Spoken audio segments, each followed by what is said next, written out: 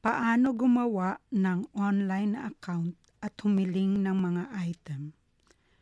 Kung wala sa Montclair Public Library ang hinahanap mo sa aming mga estante, maaari kang humiling ng karamihan sa mga item mula sa 78 karagdagang mga aklatan sa Bridging Communities Connecting Library Services System.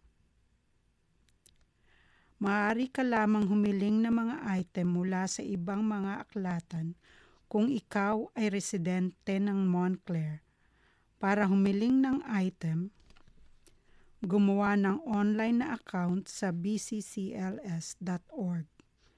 Mag-click sa aking profile, magbubukas ang isang bagong window, pumunta sa login at itype ang iyong library card number sa field na nagsasabing username o barcode. Sa field ng passcode, itype ang 4 na digit na numero na natangkap mo mula kasama ng iyong card. Kung hindi mo matandaan ang iyong PIN, kakailanganin mong i-update ito ng personal gamit ang iyong library card.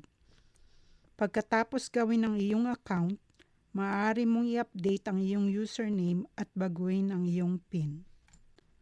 Upang humiling ng isang item mula sa bccls.org, pumunta sa field ng paghahanap at itype ang mga termino para sa iyong item.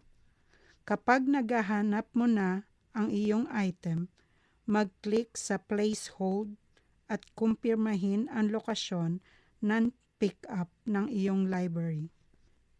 Karaniwang dumarating ang mga item sa loob ng 3 hanggang 5 araw. Kapag nakatanggap ka na ng notification sa email na dumating na ang iyong item, maaari mo na itong tignan sa library gamit ang iyong card. Tandaan na maaari mo lamang tignan ang mga hiniling na item gamit ang library card na ginamit mo para sa kahilingan.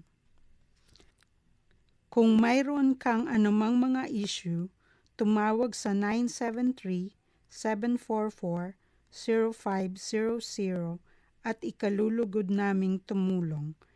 Para sa karagdagang impormasyon, bisitahin ang montclairlibrary.org.